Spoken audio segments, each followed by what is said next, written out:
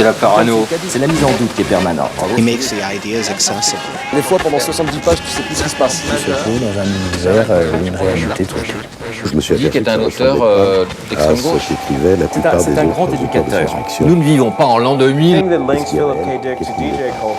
C'est presque comme un homme du futur qui serait débarqué chez nous. Ça, c'est très dickien. Blade Runner, ça a été un... C'est effectivement un prophète au sens où Moïse est un Oui, prophète. sa vie dans la douleur. Et de la Bible. Chaque seconde du monde nous démontre que Philippe Cadic est vivant et que c'est nous qui sommes morts.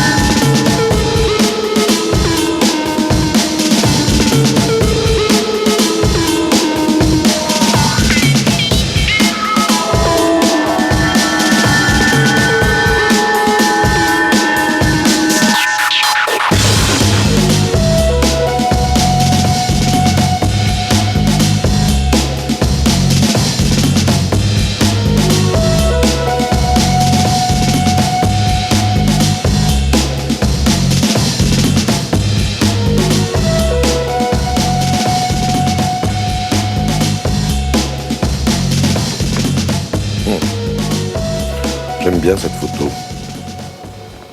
Il y a énormément de photos de Dick où on le voit avec un chat parce qu'il adorait les chats.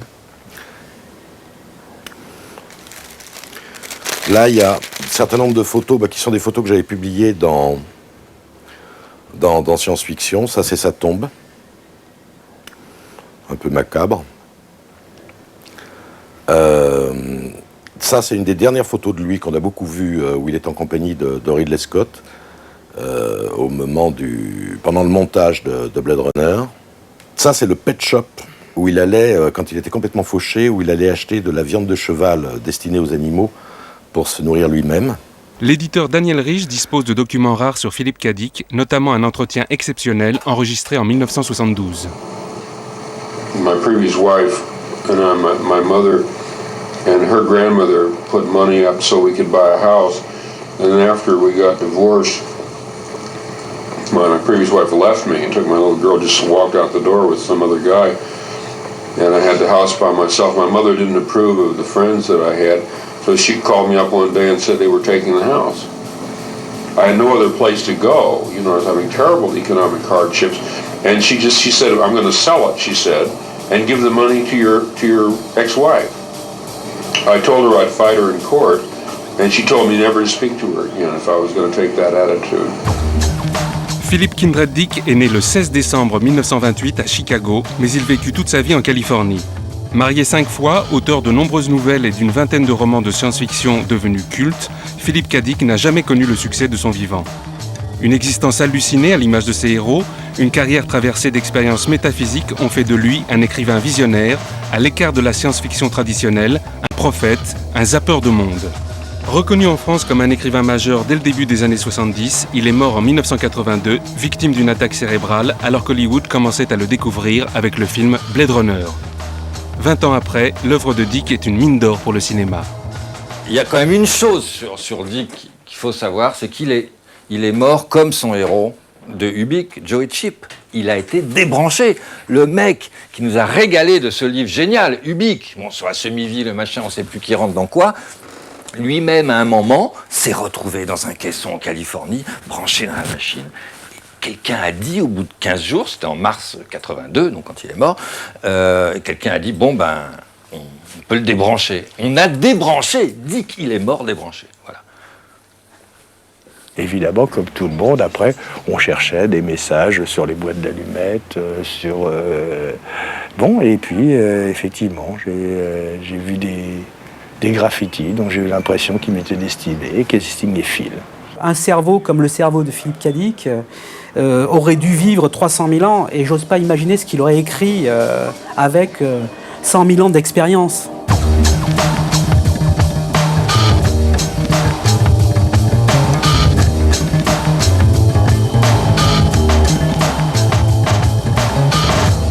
Roman charnière dans l'œuvre de Philippe Cadic, Ubik préfigure les excès délirants de la mondialisation. Dans ce roman, Ubik est le nom d'une marque omniprésente et passe-partout. L'artiste Vincent Bergerat s'est inspiré de ce concept pour créer les premiers objets baptisés Ubik.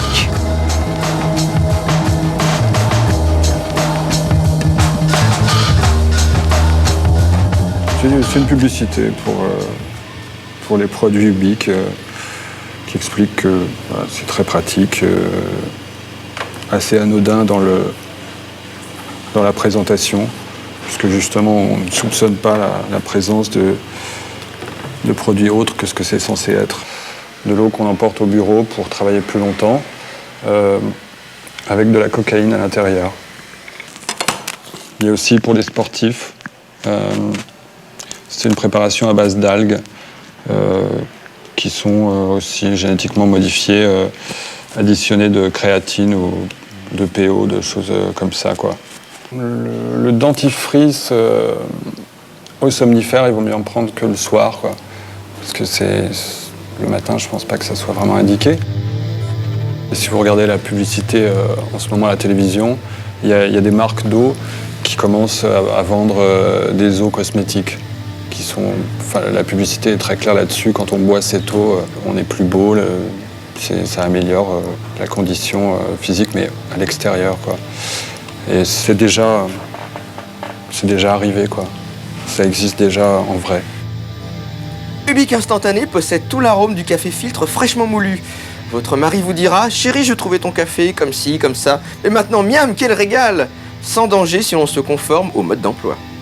Élixir d'Ubik restaure la virilité perdue, ça c'est très important chez lui, on sent qu'il avait des problèmes de caquette. Bannit les vapeurs de tout ordre et guérit les maladies secrètes chez l'homme et chez la femme. Action bienfaisante garantie si l'on se conforme assidûment aux indications. Ça, c'est l'exemplaire où on avait commencé, parce que j'avais assez envie d'adapter le roman pour un film qui aurait été monstrueusement cher, mais bon. Et après, j'ai revu qu'il avait annoté le livre.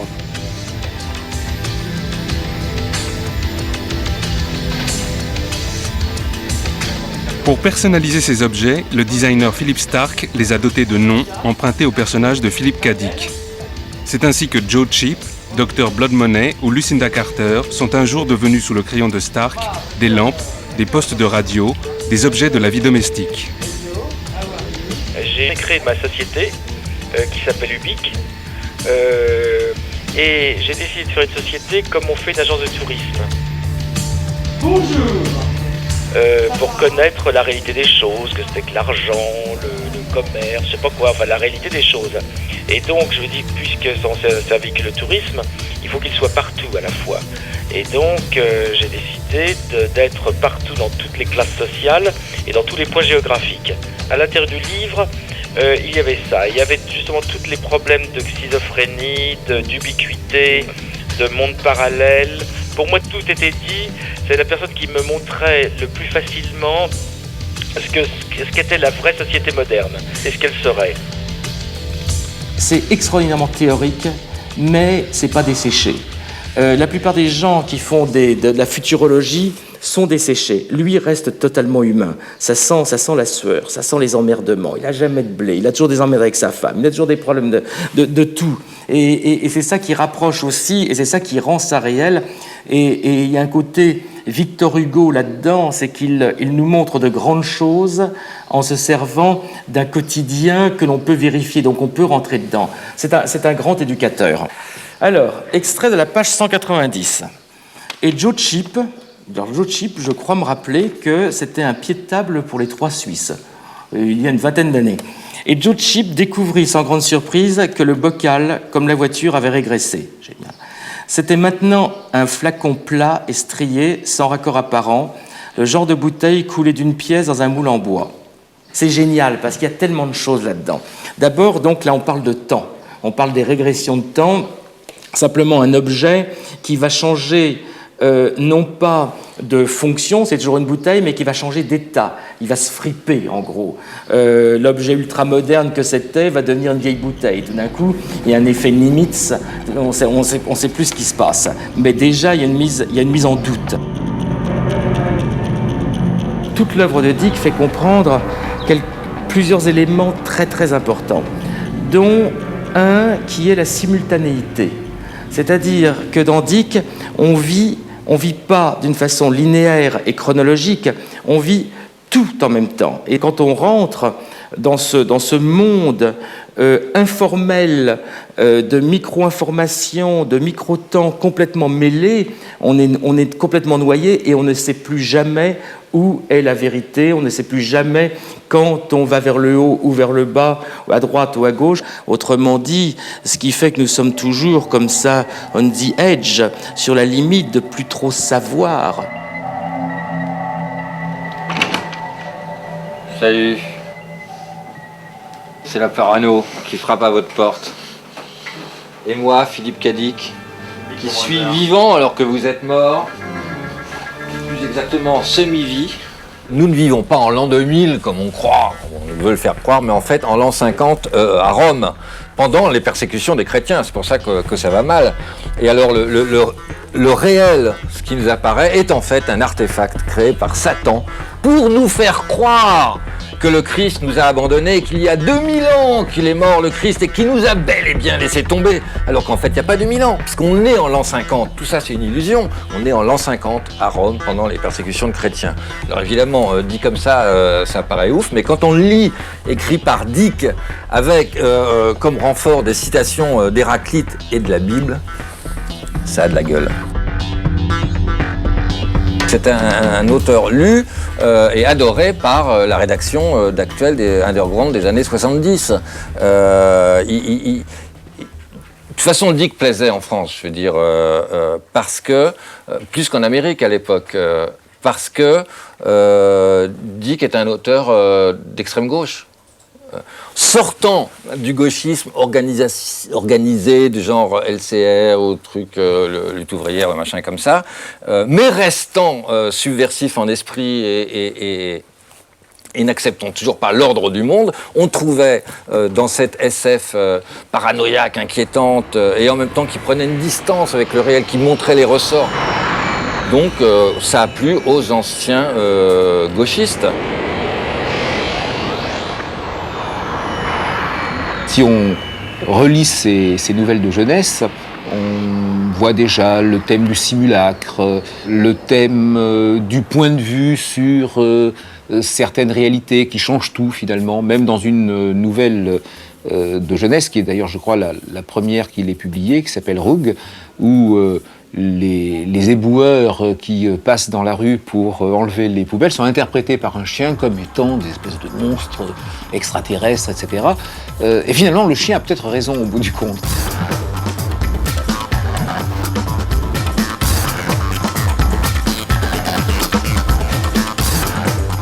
Et puis sont arrivés notamment le maître du Haut-Château et Dr Blood Money.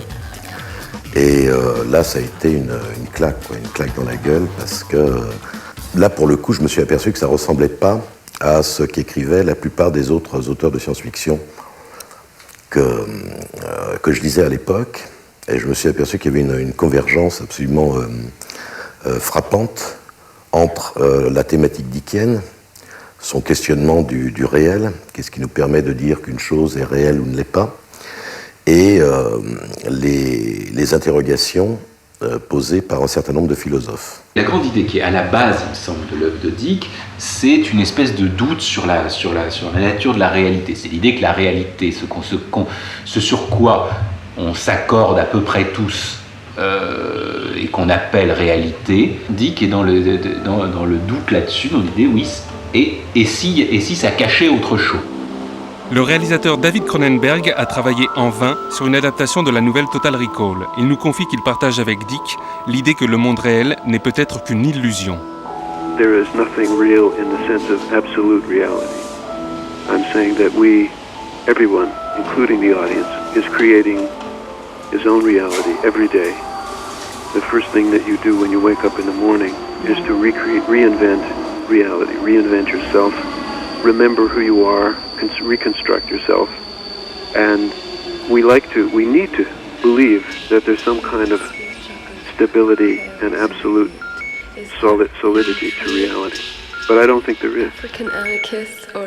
Il a parfaitement compris la réalité virtuelle, c'est-à-dire cette superposition de toutes sortes de réalités qui cachent la réalité vraie en admettant qu'elle existe. Et tout ce jeu de mise en abîme de différents univers est une chose qui est très fascinante et que moi je trouve très riche.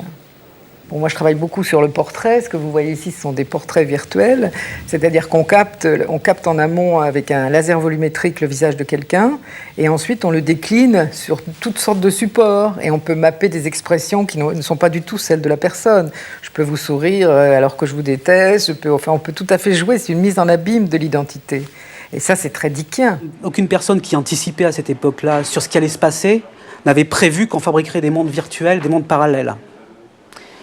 Et Cadic l'avait décrit lorsqu'il décrivait dans ses bouquins ces petits personnages qui vivaient dans des maquettes, comme il disait.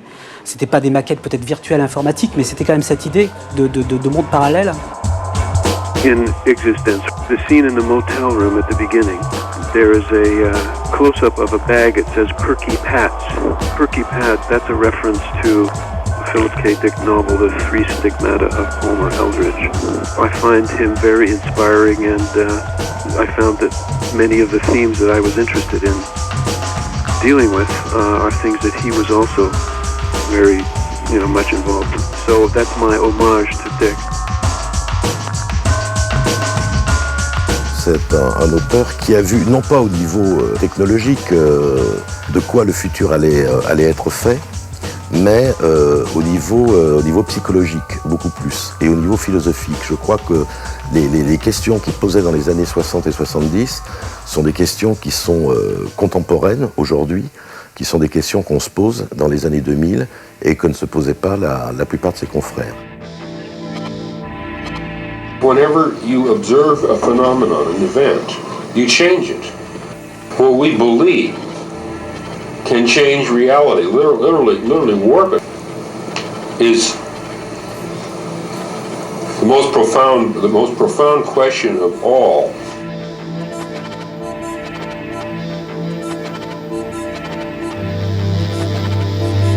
La réalité a ici une qualité plastique, non dans le sens habituel de ce mot, mais plutôt changeante et à moitié transparente, comme si parfois on pouvait voir des ruines à travers. L'univers est en carton, et si on s'appuie trop longtemps ou trop lourdement dessus, on passe au travers. Certains de mes amis s'en sont aperçus aussi, je ne suis pas le seul.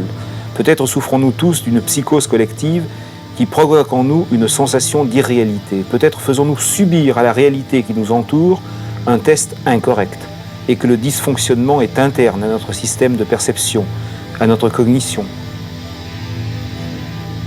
On parle beaucoup justement aujourd'hui de méfiance par rapport au discours qu'on essaye de nous imposer par le biais de la publicité, etc.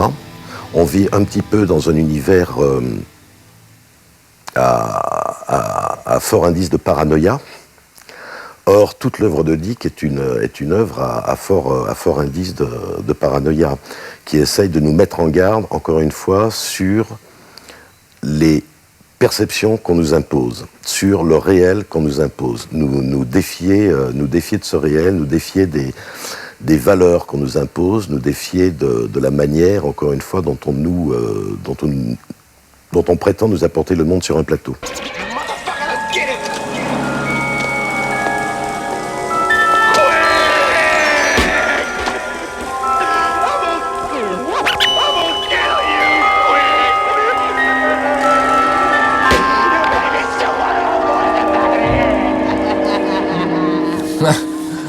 Dans ce numéro, on avait fait télédrama, la semaine parano télé, menace, complot, angoisse, accident.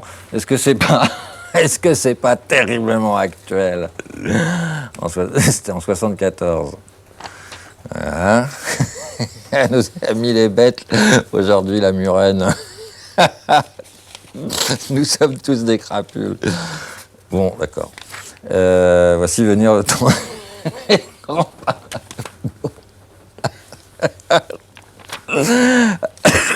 Ça me fait rire, rien que de revoir tout ça. Dans cette interview de Dick, qui date d'un vieux numéro d'Actuel, Dick, voilà, cette citation admirable qui... La surprise est une sorte d'antidote à la paranoïa. Vivre de manière à rencontrer de nombreuses surprises, voilà qui montre que vous n'êtes pas paranoïaque. Pour le paranoïaque, il n'y a pas de surprise. Tout se passe exactement comme il l'avait prévu. Tout rentre dans son système. Pour nous, il ne peut pas y avoir de système. Nous devons nous contenter du mystère, de l'absurdité, des contradictions, de l'hostilité, mais aussi de la générosité que nous témoigne notre environnement. C'est peu, mais c'est toujours mieux que la certitude défaitiste et mortelle du paranoïaque. Obsédé par les complots, Philippe Cadic se méfie même de ses admirateurs. Le compositeur Richard Pinas l'a rencontré pour le magazine Actuel en 1974. On arrive chez Dick, chez lequel on va rester pendant 36 heures. Il était réfugié à Orange County. Orange County, c'est la partie la plus réactionnaire et la moins drôle de Los Angeles. Il était dans une espèce de délire de persécution, ou en contact avec le FBI, la CIA, il faisait un rapport tous les jours. Dick nous avait pris donc Agneta, ma femme, et moi pour des agents russes, soit des agents de la fraction armée rouge. Décrivant des sociétés totalitaires, les romans de Philippe Cadic se situent toujours dans un futur sous contrôle policier. En témoigne l'adaptation par Steven Spielberg de la nouvelle Minority Report, où Dick imagine un monde dans lequel les criminels sont arrêtés avant même de commettre leurs crimes. Décrire la paranoïa aussi bien, et aussi savoir s'en moquer aussi bien, il faut être passé soi-même par des phases puissamment paranoïaques. C'est arrivé à notre ami Philippe Cadic. I mean, being poor, we're very poor right now, as we were saying before, that nobody can really take advantage of us because we've got nothing really. And people came in and stole everything I had. You know, I used to have a beautiful 35mm Argus camera and somebody stole it, or I had a triple head razor and somebody stole it, and I had a $4,000 stamp collection and somebody stole it, and a color TV and somebody stole it. I was stuck there guarding this property, you know. I mean, like I used to lie awake at night when it rained and worry about whether the roof would leak, and then it would leak on my record collection. And what I really should have done was walk, you know, like a night watchman, walk through the house at night with a gun to make sure my property was safe. I finally did install an $800 burglar alarm system. Il fréquentait à ce moment-là des gens extrêmement bizarres qui s'étaient bien rendu compte que Dick, qui avait beaucoup de compassion pour les gens, qui avait un grand cœur, eh bien, venait s'installer chez lui. Dick s'est fait exploiter dans sa vie de façon absolument incroyable, ayant chez lui tout un tas de personnages, garçons ou filles, bizarroïdes, qui entraient chez lui comme dans un moulin, qui en ressortaient, etc. Et quelquefois, d'ailleurs, on peut se demander si les vols dont il a été victime et dont il a accusé la police américaine n'étaient pas tout simplement des vols de petits drogués ou de petites droguées qu'il recevait chez lui.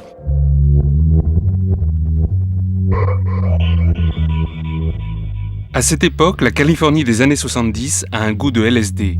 La drogue est omniprésente dans les romans de Dick, mais paradoxalement, elle est toujours utilisée comme un moyen de contrôle. When I get depressed, like I'll have a 3-day weekend. If there's a mail holiday and no mail, I get very depressed. I'll have a 3-year weekend. I start out on Friday night and time starts slowing down.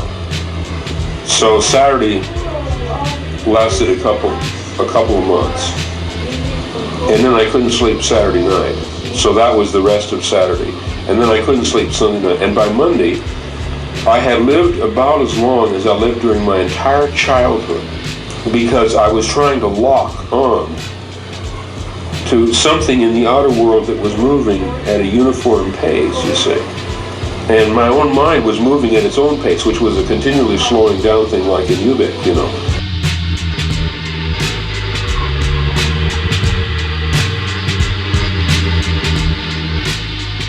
Comme il avait écrit une nouvelle où la drogue était un thème, bon, il s'est retrouvé avec cette étiquette d'auteur psychédélique, de drogué, etc. Alors que, en tout, j'ai peut-être dû passer une quinzaine de jours chez lui. Je veux dire, j'ai jamais vu d'y prendre quoi que ce soit. Je veux dire, même pas d'amphétamine, ni de...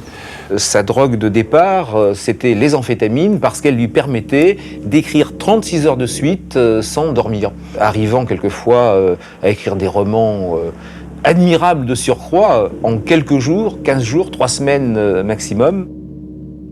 Il avait un côté schizophrénique, paranoïaque qui était développé et qui faisait que c'était comme si c'était avec des drogues. Bon, en même temps, il en a pris, c'est pas vrai.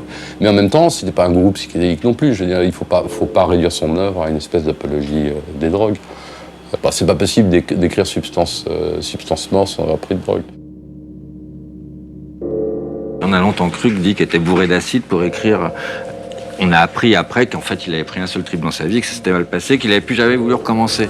Mais c'est d'autant plus fort d'avoir retrouvé les sensations, le voyage et les leçons mentales que tu peux tirer d'un trip, de l'avoir retrouvé sans produits chimiques. C'est beaucoup plus fort.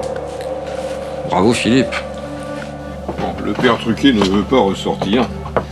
Je vais sûrement le retrouver dès que vous serez parti. Donc, je peux vous lire le début de Substance Mort, si vous voulez. C'était un type qui passait ses journées à se secouer les poux des cheveux. Le toubib lui dit qu'il n'avait pas de poux dans les cheveux.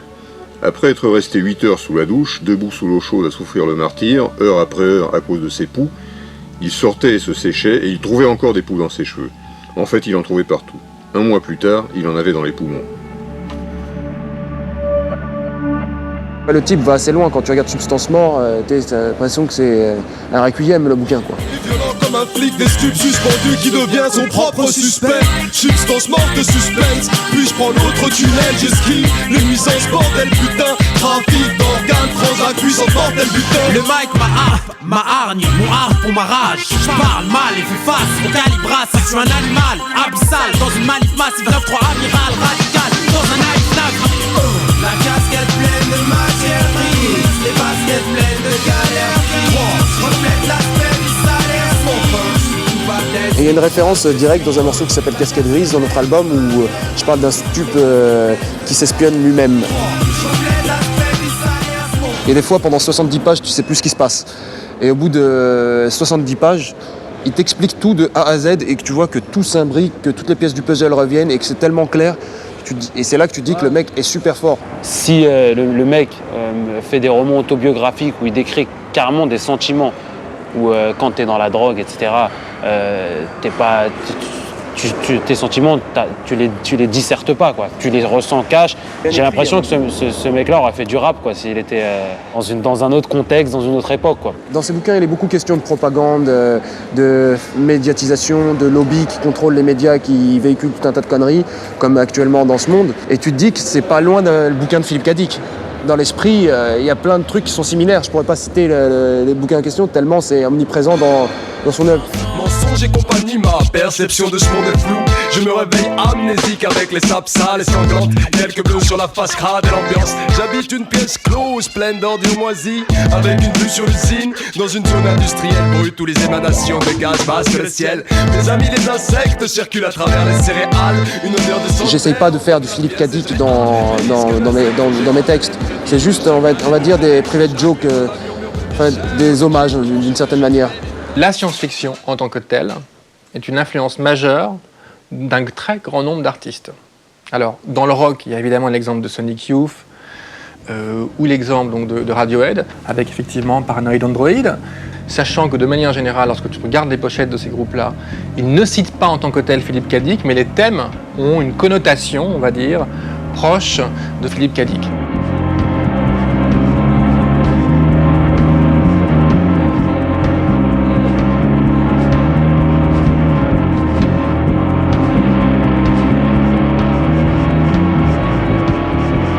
Il y a un grand nombre de musiciens qui refusent le jeu du marché aujourd'hui dans toutes les musiques électroniques et qui, au contraire, cherchent à détourner, même le fait d'utiliser un vinyle, je veux dire, d'utiliser un tourne-disque qui n'a pas été fait pour faire de la musique, c'est un détournement.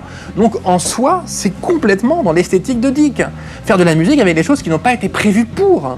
Et ça, c'est un message essentiel de Dick, c'est-à-dire en gros qu'il faut désobéir, qu'il faut détourner, que c'est l'imprévisibilité, que c'est tout ça qui fait profondément l'humain. Et que ça va au-delà de la machine.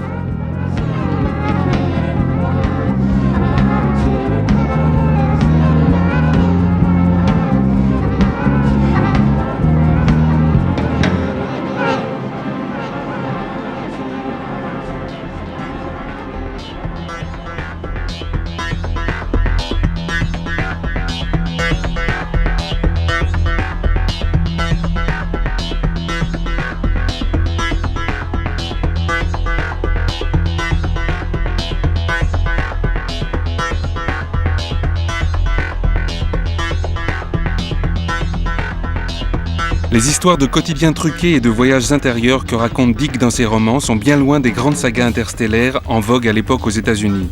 C'est depuis peu que le public américain découvre l'importance de l'œuvre de Philip K. Dick.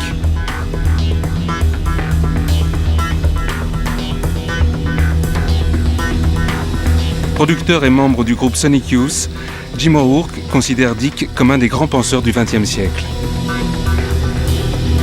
I'm a great admirer of his. The reason for me why Philip K. Dick is a better writer than, say, some more celebrated writer is that his ideas are very potent, and he's able to communicate them to people, and he doesn't tell the reader that he's smarter than them. When you read his books, it's like an invitation to think about things differently, like he has. He's not telling you this is the way it is. And there isn't this kind of oppression in his books that you see in a lot of great thinkers. He got these ideas about different perceptions about society and politics and time and science, and he got it out to a large audience. He makes the ideas accessible.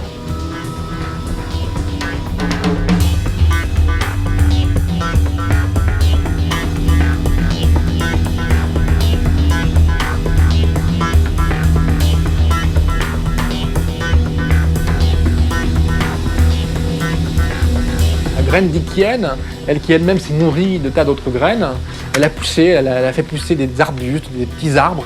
Et effectivement, il y en a plein dans toutes les musiques les plus rebelles du terrain électronique, des musiques de samples, etc. Alors on a cette musique, donc effectivement, totalement influencée de science-fiction, et qu'on retrouve dans des artistes comme DJ Spooky aujourd'hui, qui effectivement se revendiquent plus ou moins de Philip K. Dick.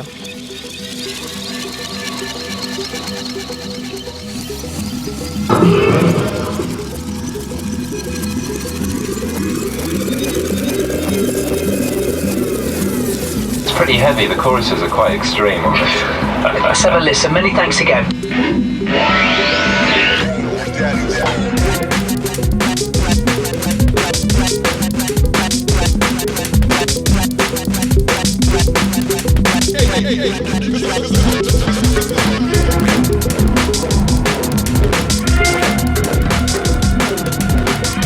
DJ Spooky, créateur d'un genre musical imprégné de science-fiction et de technologie, a découvert le roman Le Dieu venu du Centaure à l'âge de 11 ans. Un roman écrit en 1964 dans lequel Dick imaginait un personnage de DJ placé en orbite autour de la Terre. The thing that links Philip K. Dick to DJ culture to me is that sense of always being uncertain as if, what's the human. And when you think about like how samples affect things, or if you think about how we're dealing with digital media as a constant refrain in terms of how we think about music and sound and digital art, he's a very, very important literary precedent for what's going on. And what I find fascinating, again, within the themes of his music, his writing, I really think he was a musical writer.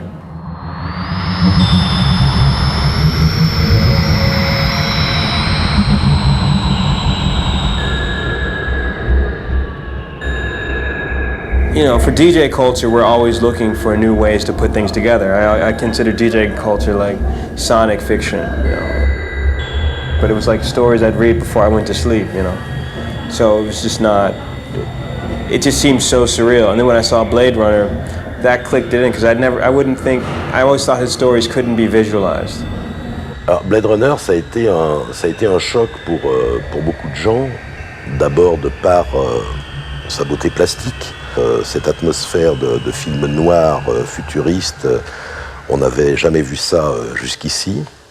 Et puis également de par le message même de Blade Runner sur ces androïdes qui ont en fait une vie très courte, mais qui, en dépit de cette vie très courte, ont des souvenirs qui leur ont été implantés et ont véritablement le sentiment d'être humain. Donc là, on rejoint la grande thématique dickienne, c'est qu'est-ce qui nous permet de dire qu'on est humain ou qu'on ne l'est pas? Qu'est-ce qui nous permet de dire qu'on a déjà vécu 30 ans ou 40 ans? Est-ce qu'on n'a pas vécu simplement 1 an ou 2 ans avec des souvenirs implantés, etc.? Qu'est-ce qui est réel et qu'est-ce qui ne l'est pas? Ça a été vraiment un choc absolument très fort.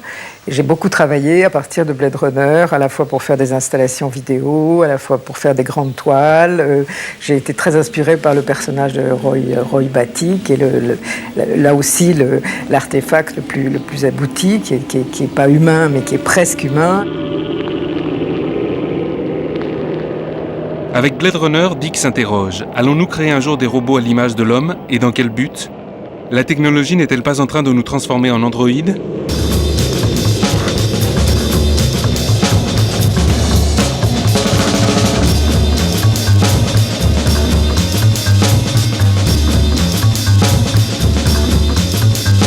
Loin des robots de quincaillerie de la science-fiction des années 50, Dick anticipait au même moment les questions clés de la génétique, du clonage et des mondes virtuels.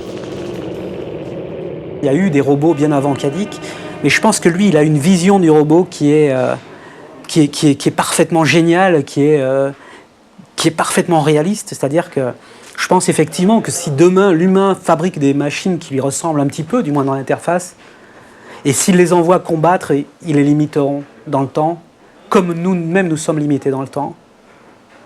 Parce que finalement, quand on limite quelqu'un dans le temps, on le contrôle. Ce qui veut dire que nous sommes contrôlés par quelque chose. Puisque nous sommes limités dans le temps par quelqu'un qu'on ne connaît pas. Ce qui me fait dire qu'il y a quelqu'un, mais alors là, c'est une autre émission. Il a quand même parlé de Blade Runner, donc est-ce que les robots rêvent de moutons électriques, comme la suite de la Bible. C'est quand même la pire des prétentions. C'est-à-dire, il disait, il y a l'Ancien Testament, le Nouveau Testament et Blade Runner. Et je me suis longtemps demandé pourquoi il mettait Blade Runner aussi haut. Et en fait, la solution, c'est que dans Blade Runner, il pose la problématique. La phrase « aimons-nous les uns les autres » de Jésus-Christ, elle va jusqu'où ? Est-ce qu'elle va jusqu'aux robots ?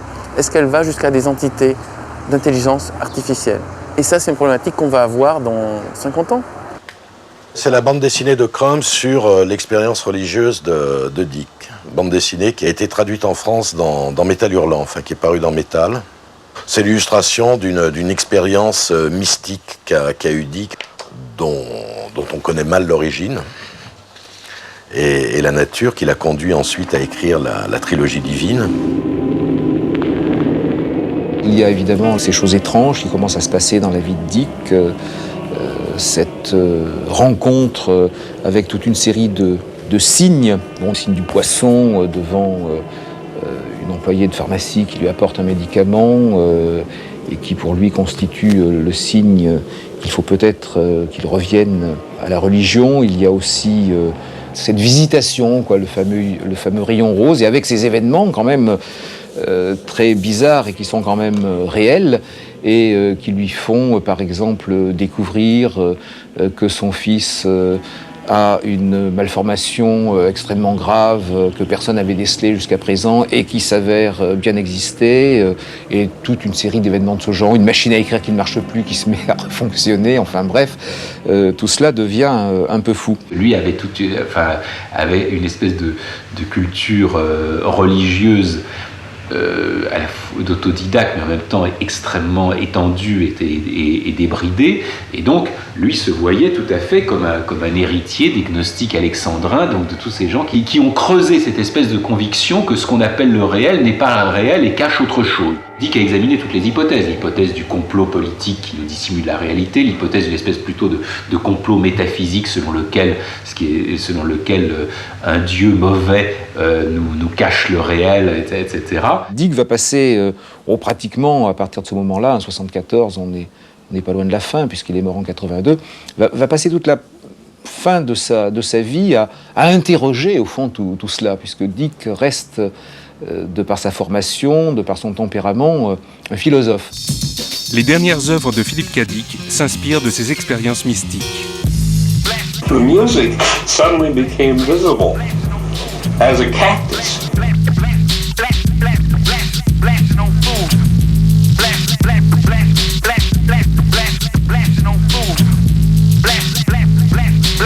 After a while, the cactus stopped growing, and the music slowly resumed, but very slowly. And I knew I was in for a long time. And then I got into the Day of Judgment, and I heard the throbbing, the angry throbbing of God. And everything around me froze. It was cold. I heard this tremendous throbbing of the Day of Judgment, and I knew that I was in hell. This continued for 4 hours, and I was in great pain, great physical pain. That boy needs therapy. Psychosomatic. That boy needs therapy. You're psychosomatic. That boy needs therapy. Lying down on the couch? What does that mean? You're a nut. You're crazy in the coconut. What does that mean? That boy needs therapy. I'm gonna kill you. That boy needs therapy. Renegazoo, let's have it, you. How will I count? La vie et l'œuvre de Dick sont en permanence hantées par un événement tragique lié à sa petite enfance, la disparition de sa sœur jumelle, ce qui a sans doute contribué à ses déboires affectifs tout en nourrissant son imaginaire. Le problème de Dick, c'est sa naissance aussi. Ils étaient deux dans le ventre de sa mère, et puis il est né, et puis un quart d'heure après, il était tout seul, donc ça... C'est l'histoire du jumeau mort, ça frappe aussi. Elle est morte au bout de quelques mois, et au fond, c'est un personnage, une figure, pourrait-on dire, qui ne cessera de hanter Dick tout au long de sa vie. Il portait, disons, en lui l'image d'une femme idéale, qui est en grande partie composée, évidemment, d'une image formée autour de cette sœur perdue, justement, c'est le cas de le lire, de cette âme sœur. Lui-même a encore sa sœur en lui, et il essaie de la préserver. Et ça explique toute l'œuvre de Dick, en même temps une œuvre homme et femme. Il y a l'homme et la femme en Dick, mais qui se battent et qui s'aident. Le romancier Maurice Gédantec et Richard Pinas ont créé le groupe Schizotrope dont les textes, comme celui-ci, lui rendent hommage. L'hélicoptère policier fait entendre son pâle vomissement. Au sommet de la tour, le faisceau blanc tourne dans le sens inverse des aiguilles d'une montre. Hurlement digital, frissonnement du paradis de néon. La nuit liquide toutes les têtes du jour et semble calme, comme dans l'attente d'un crime.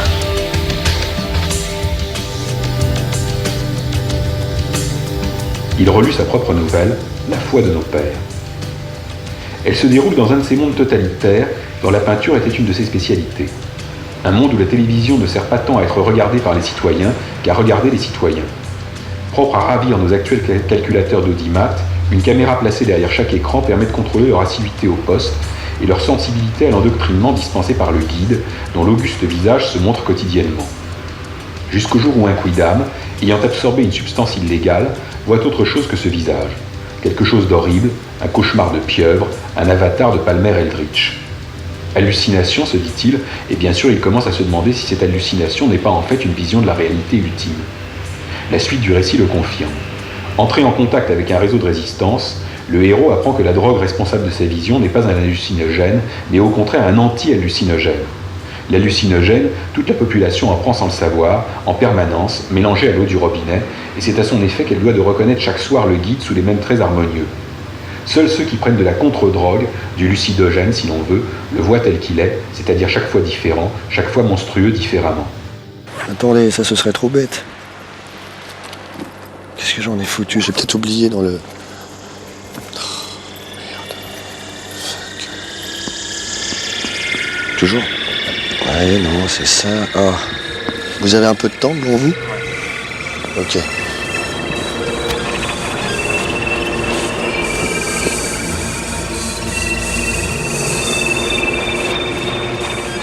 Je ne me rappelle même pas quasiment d'un livre et je ne me rappelle même plus d'éléments écrits positifs comme ça. Mais par contre, les ferments ont été mis et les ferments, les graines sont de telle qualité que ça vous suit toute une vie. C'est presque comme un homme du futur qui serait débarqué chez nous. Et que sa pensée est tellement novatrice et tellement moderne qu'elle ne pouvait pas être décryptée au moment où elle est sortie. Et que lui-même ne se rendait pas compte de ce qu'il faisait. C'est effectivement un prophète au sens où Moïse était un prophète. Hein. À savoir qu'il nous a donné les grandes lignes des mondes qui arrivent. Et il y a un retour aujourd'hui parce que les jeunes générations redécouvrent ce qui est quand même un morceau de littérature, je dirais, classique aujourd'hui. Il a terminé sa vie dans la douleur. Et je pense que c'est vrai qu'on vit dans un monde parfaitement désespéré et on cherche la porte pour sortir.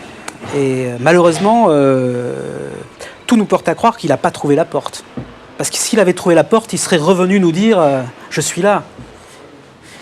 Et ça, il ne le fait pas aujourd'hui. Philippe, où es-tu? Viens ici. Si tu es là, viens, interviens. Et dis-nous ce qui se passe de l'autre côté. Il ne se passe rien. Il faut peut-être se rappeler son rapport à la lumière, une espèce de rapport primordial à la lumière. Or, quand les physiciens décrivent le monde d'aujourd'hui, ils parlent d'une espèce de grande gerbe pulsationnelle lumineuse, comme grand départ de... je sais pas, comme moment numéro 1. Et je crois qu'il a capté ça d'une manière extraordinaire. Et pour lui, il y a une espèce de monde des antennes. C'est-à-dire que, comme si tout ce qui se passait dans une espèce de noosphère ou de cosmosphère qui nous entoure, qui sont à la fois les œuvres, mais les souvenirs des gens, ou les pensées qui pourraient résider comme des ondes électromagnétiques, viennent nous toucher. C'est peut-être la première personne qui a autant ressenti les hommes, les sujets, enfin on peut appeler ça comme on veut, les individus comme étant de véritables antennes. Dick a été pour moi comme un père. C'est-à-dire, ce type est mort, je ne l'ai jamais rencontré, mais sa pensée est tellement vivante, tellement remplie d'énergie, que c'est comme s'il m'avait enseigné l'écriture. Ce qu'il y a de fort dans l'œuvre de Dick se passe de Dick pour nous atteindre. D'une certaine manière, ça veut dire que ce qui était l'univers de Dick est devenu notre univers. Enfin, l'univers de Dick a gagné complètement. Considéré comme l'un des fils spirituels de Dick, Maurice G. Dantec aborde dans ses polars les mêmes thèmes d'un monde disloqué et d'une humanité en phase terminale. Comme vous le disiez Ubik, ou le dieu venu du centaure à l'âge de 14 ans, où quelque chose s'est passé dans votre existence, quoi. Le monde est mort, nous vivons dans un espèce de coma clinique méta-organisé. Le rôle de l'écrivain, c'est donc d'être l'anti-homme. Alors si l'homme est mort, il est vivant, et si l'homme est encore vivant, il est mort, quoi. Voilà. Il vit chaque jour. Chaque seconde du monde nous démontre que Philippe K. Dick est vivant et que c'est nous qui sommes morts. Dans les livres de Dick, on voit que c'est justement la relation personnelle, la relation animale, la relation humaine, les vibrations que l'on a inventées grâce à notre société, qui ont la forme d'amour, d'attirance, de choses comme ça, d'intelligence, qui seules existent.